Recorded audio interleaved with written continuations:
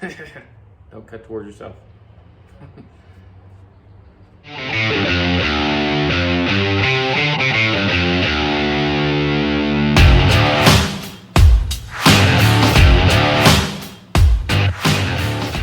What's up, YouTube?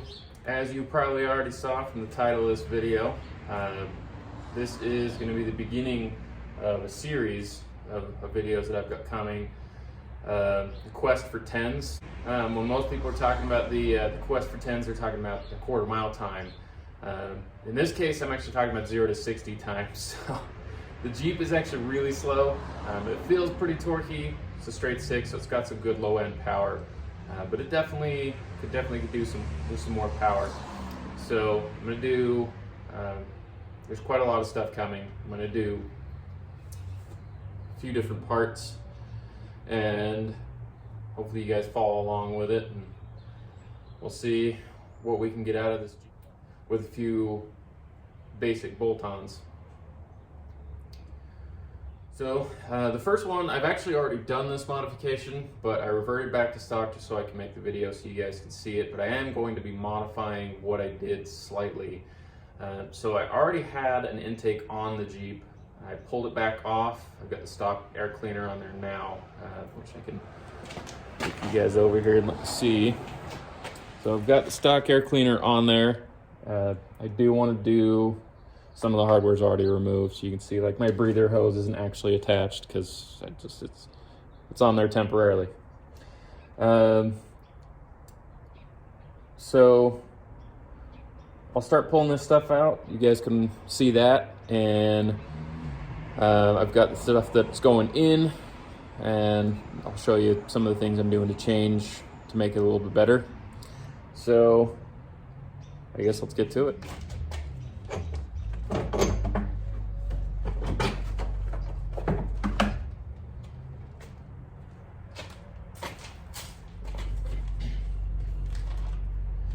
With that out of the way, I can start showing you some of the stuff that's going to go back in. So I built this heat shield. So it's kind of dirty, it's been in there for a while.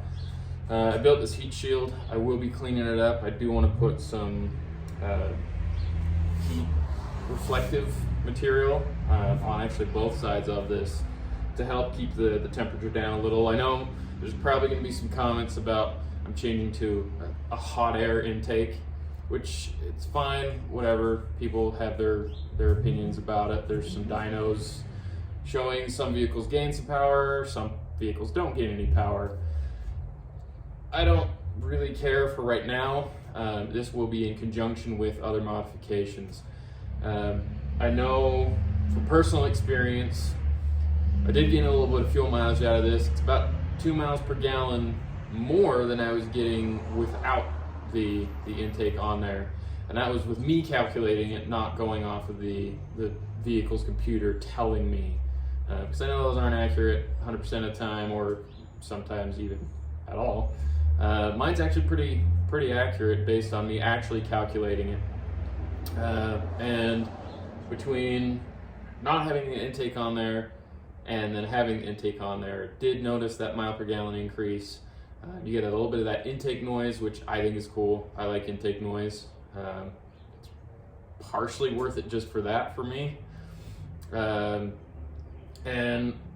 the throttle response, there is a lot better throttle response. I don't know about specifically if you're adding power, but it does have that seat of the pants additional feel of throttle response there. It's definitely more responsive right off the line. So I'm going to do some modifications to this heat shield. I've also got the air intake tubing here. So this is actually all, I wanted to buy a AEM Brute Force intake, but AEM doesn't make a Brute Force intake for the Grand Cherokee. They make one for hundreds of other vehicles. They make one for the Wranglers. But I really wanted to have that Brute Force intake. I just like it myself, so I know there's plenty of other options, and then other people have other preferences. It's fine, whatever. So I bought, these are all AEM builder parts. So the AEM Brute Force filter, I bought this tubing, the aluminum tubing from AEM. Because this is technically not AEM, this is just a piece of aluminum tubing, just the correct diameter for the crankcase breather. So I've got that. It's actually it's aluminum welded on there, so it's nice and tight, airtight, sealed properly on there. I also do have an elbow here. So it's a 90-degree, and it goes from something like 3.5 inch to 2.5 inch, something like that. I don't really remember exact diameters on that, but it fits the throttle body perfectly on this end, and it fits this nice big piping on the other end. Something that I've noticed with this, I do want to lower it a little bit in the engine bay. So that's part of the modification I'll do on that heat shield, and part of modifying on this elbow. So you can see here, I've left the band on here so I can get a nice straight line. I will cut about 1/4 inch out of there, maybe between 1/4 inch and 1/2 inch, not 100% sure. I'm not gonna measure it. It's not 100%, it doesn't have to be accurate. I just want it to be a nice straight clean cut. So when I cut it originally, I actually used some painter's tape, wrapped it around there, but I've got this band clamp that I actually used for the intake. I thought it would be a good idea to use that. I just cut a nice straight line with that. So I'll modify that. You can see the reason I was thinking about modifying it, so you can see it just barely touches right here on this peak. So it's touching on that underhood insulation, which is not a big deal for right now, but with future modifications I have that underhood insulation will actually be coming off. I don't want it to be touching, I don't want to rattle, I don't want it to actually be touching metal on metal there. So I do need to lower it between 1/4 inch, 1/2 inch, just to get a little more good clearance and get this back on there. While the air cleaner's out, I will give it a cleaning. It's actually pretty clean, but clean it up a little bit before I put it back on. So first things first, we'll modify this air intake tube here. It will take a few passes with this knife the way that I'm doing it, because I don't have a hard surface to put it up against. If I could have it kind of in the throttle body, I could really just put some pressure on it and cut all the way through really easily, but I'll just take my time with it and we'll slowly get through. Okay, as you can see, that's cut pretty cleanly through there. So it's taking out a little bit of that height that I wanted to get out of there.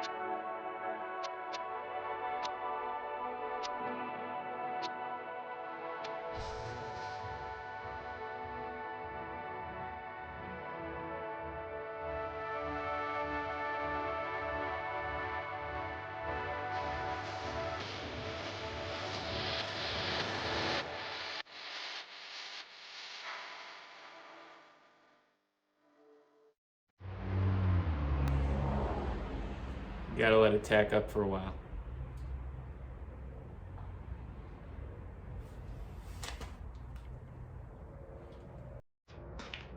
One eternity later.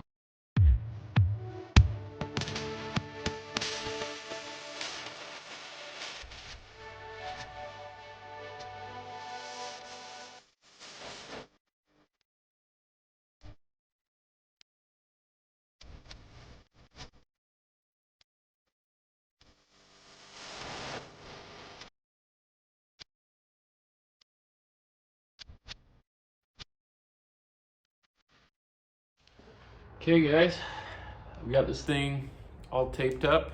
I've got the heat reflective material on it. I've got the foil tape all around the edges here. So it's time to start putting the rubber seals back on. Okay, a little more adhesive on here.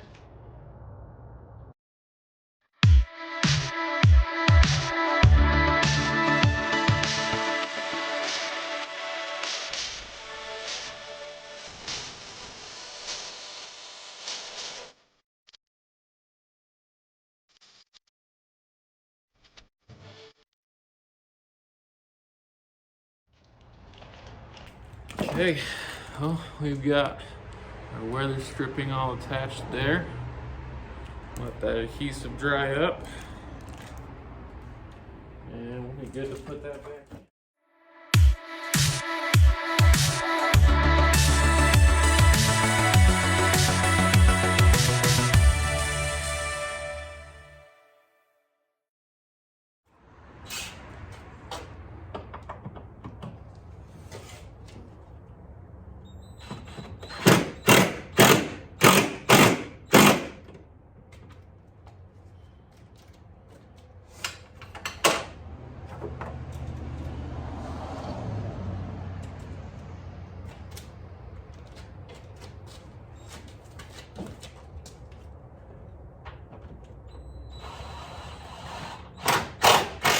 So, if you guys don't have one of these, this is probably the best thing I've ever bought. I use it all the time.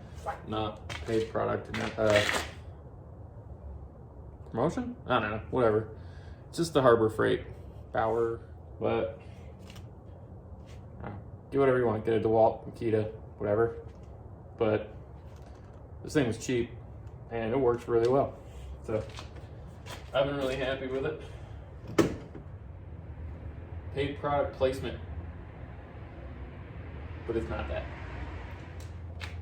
Also not a paid product placement for AEM. I just like them.